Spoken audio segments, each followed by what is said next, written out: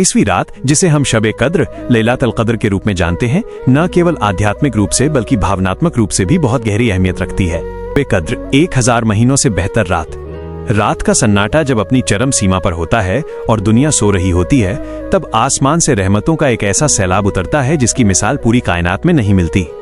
रमजान का मुकद्दस महीना अपनी विदाई की ओर बढ़ रहा होता है और इन्हीं आखिरी 10 दिनों की ताक रातों ऑड नाइट्स में छिपी होती है वो एक रात जिसे कुरान ने 1000 महीनों से बेहतर बताया है। इसे हम शब कद्र कहते हैं।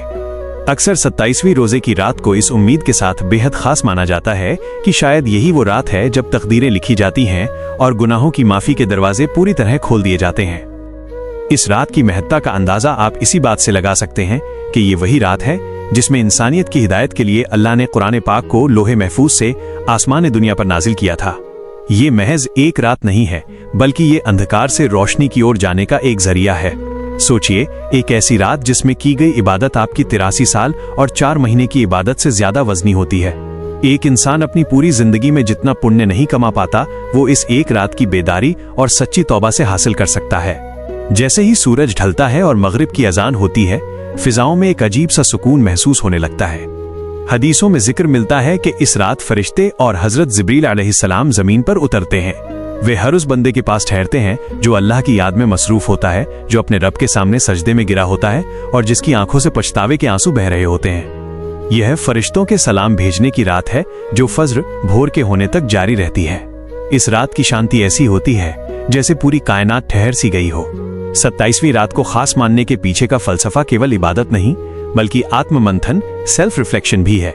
ये रात हमें मौका देती है कि हम अपनी पिछली गलतियों को याद करें, अपने दिल को साफ करें और दूसरों को माफ करना सीखें। जब हम कहते हैं कि इस रात दुआएं कबूल होती हैं, तो उसका मतलब ये भी है कि अल्लाह अपने बंदे की पुकार सुनने के लिए सबसे करीब होता है। एक मोमिन के लिए इससे बड़ी कामयाबी क्या होगी कि उसकी एक रात की मेहनत उसकी पिछली तमाम उम्र के गुनाहों को मिटा दे और उसे एक नई पाकीज़ा जिंदगी की शुरुआत करने का हौसला दे। अक्सर लोग पूछते हैं कि इस रात क्या करना चाहिए।